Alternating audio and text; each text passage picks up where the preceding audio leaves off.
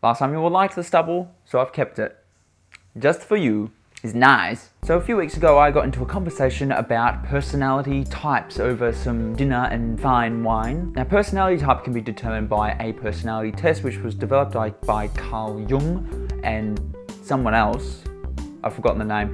Credit to them, whoever they are. Basically what this test is you are asked a series of questions, about 50 or 60, and based on your answers it then tells you your personality type, denoted by 4 letters, and they believe there are 16 different personality types to put you in sort of a broad spectrum of what you're actually like as a person. Now although I'm very skeptical of things categorizing you and putting you in boxes and saying this is what you are, I was still somewhat intrigued because I would have liked to have seen what a psychologist thinks of me, more or less, to what I think of me and see how much they match up. Luckily for me, it was pretty accurate to what I think, but it's also reflective of how much I've changed over the years, because when I was in high school and university, everything was very analytical, reasoning. But since I left uni, which was 3 years ago, good God, I've become more creative and harnessing the creative side of myself. But that change has also enhanced various other aspects of my life because my mode of thinking and personality has changed. My result was ENFP, which is extrovert, intuition,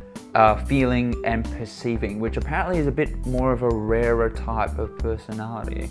Tick. When you do the test, they give you a sentence explaining what each thing is, but it's also how much of that trait you are over the opposing trait. So for example, the first one, extrovert, it says I'm slightly more extroverted than I am introverted, not I'm always extroverted. This makes sense because I love going and being in social situations, being around friends, going and doing spontaneous things, but I also like my alone time. I like to be watching a movie. It's not English. I like to write, I like to think, I like to be by myself, but if I am by myself for too long, admittedly I do start to go a bit, oh, I need someone around. The second thing, which is actually not surprising, is I have a moderate preference of intuition over sensing. Intuition is basically the ability to understand something more instinctively. This one isn't as surprising because I've always felt that I was a good judge of character. I can speak to someone and within the first 10 minutes and a few questions later, you get a good sense of what they're actually like. I've always thought that there's 2 different types of people in the world. One is a confrontational type of person, the other one is the non-confrontational type of person. I am the confronting person,